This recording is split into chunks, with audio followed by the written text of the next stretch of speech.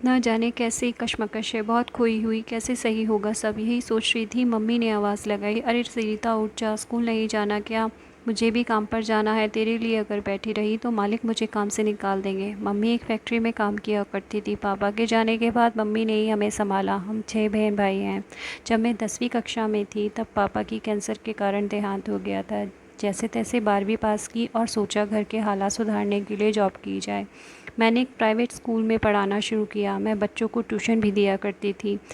दीदी एक sales clerk की जॉब करती। हम दोनों ने मिलकर घर को संभाला। धीरे धीरे सब कुछ ठीक होने लगा। मुझे स्कूल में सभी बच्चे बहुत पसंद करते। मैं सभी की फेवरेट थी। आज हमारे घर राजेश आने वाले थे। राजेश और मेरी दीदी साथ में काम किया करते थे। तभी दोनों को प्रेम हुआ और दोनों ने शादी का फ़ैसला कर लिया। मम्मी को दीदी के लिए राजेश जी बहुत पसंद थे। वह देखने में बहुत हैंडसम थे, इसलिए मम्मी ने भी इस रिश्ते के लिए हाँ कर दी। राजेश के मम्मी पापा दीदी को देखकर रिश्ता पक्का करके गए। दीदी की बात पक्की हो गई। शादी की तैयारियां शुरू हो गई। घर में खुशी का माहौल था। दीदी विदा होकर अपने ससुराल चली गई। दीदी बहुत खुश थी। जैसे तैसे समय गुजरता गया। एक दिन दीदी का फ़ोन आया। दीदी फ़ोन पर रो रही थी। दीदी ने बताया, राजेश यानी मेरे जीजा दीदी को बहुत परेशान करते हैं और घर से पैसा लाने का दबाव बना रहे हैं। फ़ोन पर मम्मी ने दीदी को समझा बुझाकर फ़ोन रखा। मैंने मम्मी की ओर देखते हुए पूछा, आप इतनी परेशान क्यों हैं? क्या कह रही थी दीदी? मम्मी ने मुझे सारी बात बताई। मैं भी चिंता में पड़ गई, क्योंकि अभी 2 बहनें छोटी और 2 भाई छोटे थे, जिनकी पढ़ाई लिखाई भी देखनी थी। मैंने मम्मी को समझाते हुए कहा, कोई बात नहीं मम्मी, आप परेशान नहीं हो, हम कुछ ना कुछ इंतज़ाम कर लेंगे। अपने घर में बड़ी मैं ही थी, मुझे ही सब कुछ देखना था। मैंने मम्मी से पूछा, दीदी कितने पैसे को बोल रही थी? मम्मी ने बताया, पूरे 1 लाख मांग रही थी। अब मुझे ही सब कुछ देखना था। इतनी बड़ी रकम का इंतज़ाम करना बहुत ज़्यादा मुश्किल था, लेकिन दीदी को परेशान देखा नहीं जाता। मेरी मम्मी ने फ़ीस के कुछ पैसे बचाकर मेरी शादी में देने के लिए एक गोल्ड का सेट बनवाया था। मैंने मम्मी से कहा, हम उसे बेच देते हैं। दीदी को पैसे देकर मम्मी ने मुझे दुखी मन से वह सेट दे दिया। मैंने सेट को सील किया और पैसे लाकर मम्मी को दे दिए। मम्मी ने फ़ोन करके दीदी को वह पैसे दे दिए। अब मैं थोड़ा संतुष्ट थी। अब सब ठीक हो जाएगा, लेकिन जो सोचा होने वाला था नहीं। दीदी सामने से रोती हुई आ रही थी। मेरा दिल तेज़ी से धड़कने लगा। पहले जाकर दीदी को गले लगाया और दीदी को चुप किया। दीदी रो ही जा रही थी। मैं भी मम्मी इतने में मम्मी आ गई। क्या हुआ, क्या बात है, तुम इतना क्यों रो रही हो? अब बोलो भी, मम्मी ने बेचैनी से दीदी को देखते हुए पूछा। क्या बात है? तब दीदी ने बताया, जीजा जी ने दीदी को घर से निकाल दिया है और फिर से पैसों की मांग कर रहे हैं।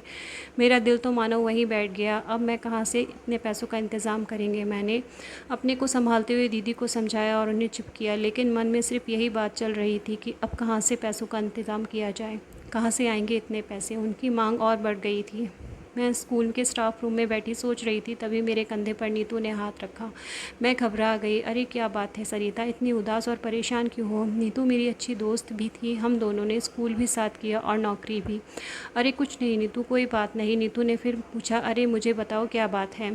तब मैंने सारी बात उसे बताई। वह भी परेशान हो गई और बोली, बात तो वाकई परेशानी की है, लेकिन इतना सोचो नहीं, ऊपर वाले पर छोड़ दो। परेशानी अगर दी है तो हल भी वही देगा, उसने मुझे संभालते हुए कहा, और वह अपनी कक्षा की ओर चली गई। अगले दिन जब हम लोग स्टाफ में रूम में दोबारा मिले, तब उसने मुझसे कहा कि मेरे पास तुम्हारी इस परेशानी का एक हल है। मैंने उसकी ओर देखते हुए पूछा, बताओ क्या हल है? उसने कहा, हमारे एक अंकल हैं, पेशे से बहुत बड़ी बिजनेसमैन है, लेकिन कुछ समय पहले ही उनकी बीवी का देहांत हो गया था। अब वह दोबारा शादी करना चाहते हैं। मैंने जब तुम्हारे बारे में उनसे बात की तो उन्होंने मेरे सामने एक प्रस्ताव रखा कि अगर तुम उनसे शादी कर लो तो वह तुम्हारी सारी प्रॉब्लम्स को हल कर देंगे। मैंने नीतू की ओर घूरते हुए देखा। ये क्या बात कर रही हो नीतू? मैं वहाँ से चली आई। अब मन में एक ही सवाल था कि अगर शादी कर भी लूँ तो मम्मी इस रिश्ते के लिए कैसे मानेगी, लेकिन और कोई हल भी नहीं नज़र आ रहा था। मैंने कुछ समय बाद नीतू को इस रिश्ते के लिए हाँ कर दी। उसने हम दोनों की कोर्ट मैरिज करवा दी। जब मैं नितिन के साथ घर पहुंची तो मम्मी मुझे इस हालत में देखकर सन रह गई।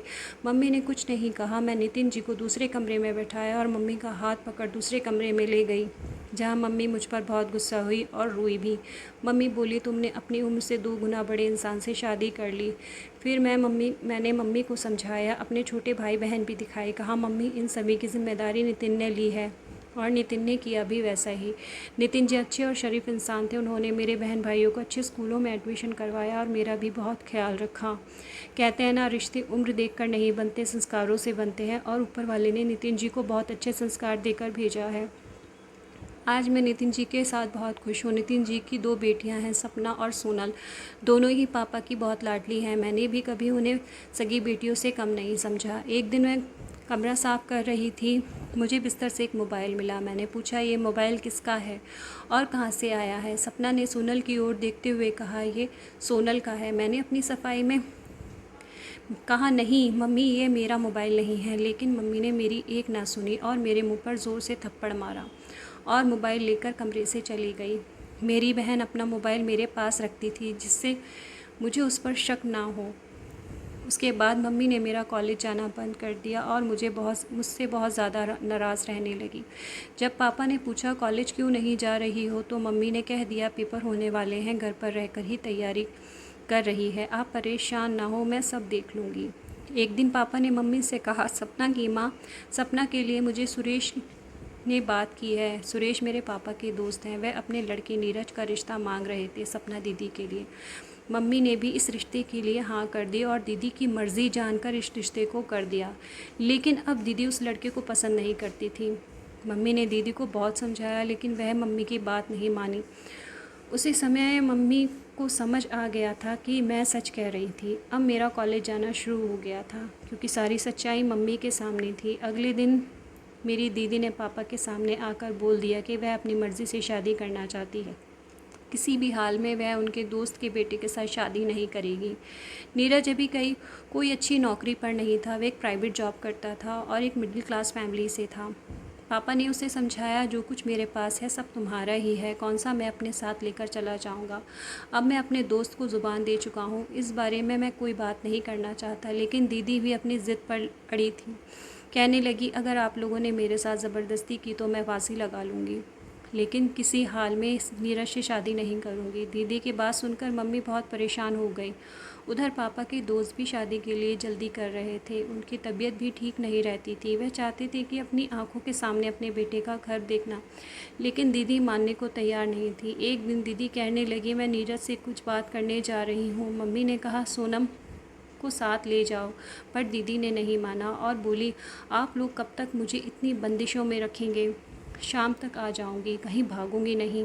कहती हुई दीदी बाहर निकल गई। मम्मी थोड़ा संतुष्ट थी कि शायद इसका मन बदल रहा है, इसलिए मम्मी ने दीदी को जाने की इजाज़त दे दी। अब शाम को दीदी वापस आई तो मम्मी को लगा नीरज ने दीदी को मना लिया होगा शादी के लिए, क्योंकि नीरज दीदी को बहुत पसंद करता था। इस बात से सब लोग अनजान थे कि उनकी बेटी, जिन्हें उन्होंने बहुत लाड प्यार से पाला था, उनकी इज्जत को मिट्टी में मिलाने जा रही थी। बेटियां तो मम्मी पापा का मान सम्मान होती हैं, पर कुछ बेटियां ऐसी भी होती हैं। पापा मम्मी ने हमें बहुत लाड प्यार से पाला था, हमें कभी किसी चीज़ की कमी नहीं होने दी। हम सभी यही सोचते थे, दीदी नीरज से मिलने जाती है, परंतु ये बात पापा को नहीं पता थी, क्योंकि ये बात उस समय बहुत गलत समझी जाती थी। बस मैं और मम्मी ही जानते थे इस बारे में। एक दिन जब मैं कॉलेज जा रही थी तब मैंने दीदी को किसी के साथ बाइक पर देखा। मैंने सोचा नीरज जी होंगे, लेकिन जब मैं घर आई तब नीरज जी हमारे घर पर ही बैठे थे। मम्मी को भी अब पता चल चुका था। इज्जत के खातिर नीरज से झूठ बोल दिया कि वह अपने दोस्त के यहाँ गई हुई है। दीदी के पास एक नया मोबाइल था जो कि ये कहकर बताया था कि उसे उनके मंगेतर ने दिया है। मम्मी और पूरी तरह समझ गए थे कि दीदी हमसे झूठ बोल रही है। सब कुछ गलत था, लेकिन कुछ समझ नहीं आ रहा था। फिर एक दिन वह भी आ गया जब नीरज के मम्मी पापा शादी की डेट फिक्स करने आए। पापा मम्मी ने उन्हें 1 महीने बाद की तारीख दे दी। दीदी कहीं बाहर गई हुई थी। जब वह घर आए तो उन्हें देखकर हैरान और परेशान हो गई। तभी आंटी जी उठी, उसके सर पर हाथ रखने लगी, दीदी की भलाई लेने लगी, लेकिन दीदी ने उनका हाथ झटक दिया और तेज़ी से अपने कमरे की ओर चली गई। मम्मी बोली, शर्मा गई। दीदी के पीछे मैं उनके कमरे में गई। दीदी ने मिठाई की प्लेट मेरे हाथ से लेकर ज़मीन पर फेंक दी और चीख कर बोली, क्यों कर रहे हो तुम लोग मेरे साथ ऐसा? मैं किसी भी हाल में नीरज से शादी नहीं करूँगी। तुम में से कोई मेरे साथ ज़बरदस्ती नहीं कर सकते। मैंने दीदी को कहा, क्या हो गया है तुम्हें, तुम क्यों इतनी नाराज़ हो रही हो, नीरज से शादी नहीं करना चाहती, क्या कमी है उसमें। दीदी बोली, तुम्हें इतना पसंद है तो तुम शादी कर लो, मेरा पीछा छोड़ दो। मैंने दीदी को उस दिन बहुत समझाया, दीदी पापा को आप पर बहुत मान है, वह आपसे बहुत मोहब्बत करते हैं, तुमने जो भी कहा उन्होंने तुम्हारी सारी बात मानी है, अब तुम उनके साथ ऐसा क्यों कर रही हो, तुम्हें पापा की इज़्ज़त का ज़रा भी ख्याल नहीं, तुम हमारे साथ ऐसा मत करो। मम्मी भी कमरे में आ गई और बोली, बेटा कुछ तो हमारी इज़्ज़त का ख्याल करो और ये शादी कर लो। लेकिन दीदी ने किसी की एक ना सुनी और कमरे से चली गई। पापा के पास जाकर बोली, सुनल की शादी नीरज से कर दो, मुझे उससे शादी नहीं करनी है, मैं अपने पसंद के लड़के से शादी करूँगी। पापा ने गुस्से में दीदी को थप्पड़ मार दिया और मम्मी को आवाज़ सुनाकर मम्मी और मैं आवाज़ सुनकर कमरे की ओर दौड़े। पापा की तबीयत भी ख़राब हो रही थी। मम्मी ने पापा को समझाया कि आप फ़िक्र ना करें, अभी नादान है, शादी हो जाएगी तो सब ठीक हो जाएगा। इस उम्र में बच्चों से गलतियां हो जाती है और हमारा फ़र्ज़ बनता है कि हम उन्हें समझाएं। पापा ने कहा, मुझे ये लग रहा है कि ये मेरी इज़्ज़त को मिट्टी में मिलाकर रहेगी, लेकिन तुम भी इसे साफ साफ कह दो, इससे अगर अपनी मर्ज़ी से शादी करनी है तो इसे कभी माफ़ नहीं करूँगा। इसके बाद हमारा इससे कोई भी रिश्ता नहीं रहेगा और तुम भी भूल जाना कि तुम्हारी 2 बेटियां थीं। यह बात सुनकर मम्मी रोने लगी, लेकिन दीदी को यह बात सुनकर ज़रा भी फ़र्क नहीं पड़ा और बोली, कोई बात नहीं, पापा भी गुस्से में है, जब मैं शादी कर लूँगी सब कुछ समय बाद पापा का गुस्सा शांत हो जाएगा। पापा मुझसे बहुत प्यार करते हैं, वह मुझे माफ़ कर देंगे। मानो ऐसा लग रहा था दीदी का दिल पत्थर बन चुका है, सिर्फ अपने बारे में सोच रही थी। मैंने बहुत कोशिश की, लेकिन वह एक बार भी इस बात पर ही अड़ी रही।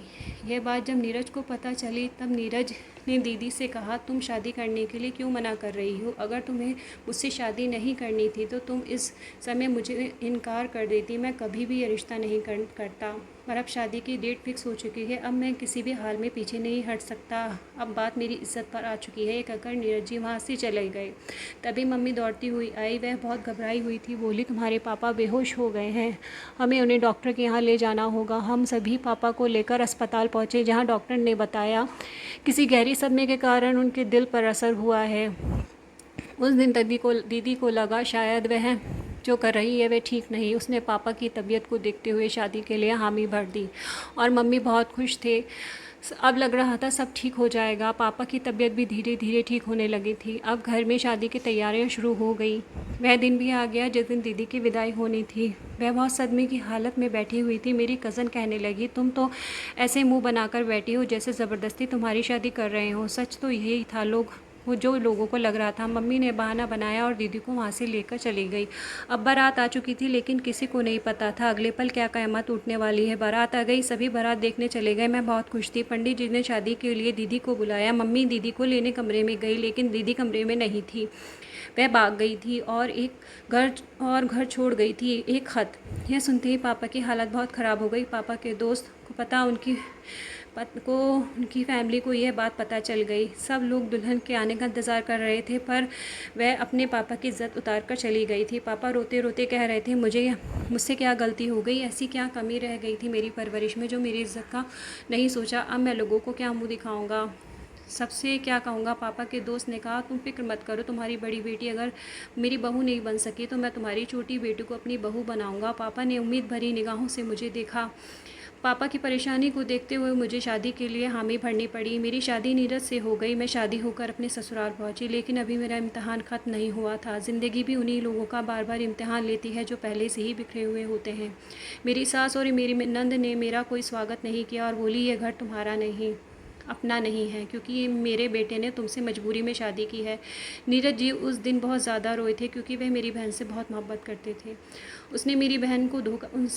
उन्हें मेरी बहन का धोखा बर्दाश्त नहीं हो रहा था। आज दीदी ने पहले ही मना कर दिया होता तो ये लोग भी रुक जाते। मेरे पति ने साफ साफ कह दिया था कि वह से अपनी पत्नी के रूप में स्वीकार नहीं कर सकते, क्योंकि मजबूरी में बनाए गए रिश्ते कभी कामयाब नहीं होते। मुझे थोड़ा वक्त चाहिए। मैं जब भी मायके जाती मम्मी पापा मुझे यही समझाते, अपने संस्कारों से अपने पति और फैमिली का दिल जीत लो। एक दिन वह भी आएगा जब तुमसे सभी लोग प्रेम करेंगे। मेरे ससुर बहुत अच्छे थे, पर मेरा नंद और मेरी सास मुझे पसंद नहीं करते थे। ऐसा नहीं कि मैं दिखने में सुंदर नहीं थी, बस उन्हें गुस्सा इसी बात का था कि दीदी ने उनके साथ ऐसा क्यों किया, जिसकी वजह से वह गुस्सा मुझ पर ही निकालते। अब मेरे पति को एक बहुत अच्छी नौकरी मिल गई थी, साथ में उन्हें बंगला और गाड़ी भी मिली। मेरे ससुर मेरे पैरों को शुभ मानते थे और कहते कि हमारी बहू के कदम इतने अच्छे हैं कि आज मेरे बेटे को इतनी अच्छी नौकरी मिली। ऐसे ही समय निकलता जा रहा था। मैं बहुत कोशिश करती कि अपने पति के दिल में अपने लिए जगह बना सकूं, लेकिन वह मेरी तरफ देखना भी नहीं चाहते थे। कुछ दिन बाद मम्मी का फ़ोन आया, पापा का देहांत हो गया था। मेरे पैरों तले ज़मीन निकल गई। मेरे ससुर ने मुझे संभालते हुए कहा, बेटी अपने आप को संभालो, अभी तुम्हें मम्मी को भी संभालना है। मैं अपने मायके आ गई। फिर एक दिन अचानक मेरे पास मेरे ससुर का ही फ़ोन आता है, अरे बेटा नितिन का एक्सीडेंट हो चुका है, वह गंभीर रूप से घायल हुआ है, तुम फ़ौरन ही घर आ जाओ। हे भगवान, ये क्या इम्तिहान है। मैं बहुत घबरा गई और तुरंत ही मम्मी को बात बताकर घर से निकल गई। नितिन जी अभी अस्पताल में ही थे, उनका एक पैर टूट चुका था। मैं उन्हें देखकर रोने लगी। मेरे ससुर ने मेरे सर पर हाथ रखकर मुझे चुप किया और बोले, चुप हो जाओ बेटी, ऊपर वाले से दुआ करो, सब ठीक हो जाएगा। अब नितिन जी को घर ले आए थे। मैं सारा काम नितिन जी का क्या करती। बस इसी तरह मैंने नितिन जी के दिल में अपने लिए जगह बना ली। धीरे धीरे सब ठीक होने लगा था। अब नितिन जी भी मुझसे मोहब्बत करने लगे थे। कहते हैं ना, वक्त में मरहम है जो बड़े बड़े घाव को भर देता है।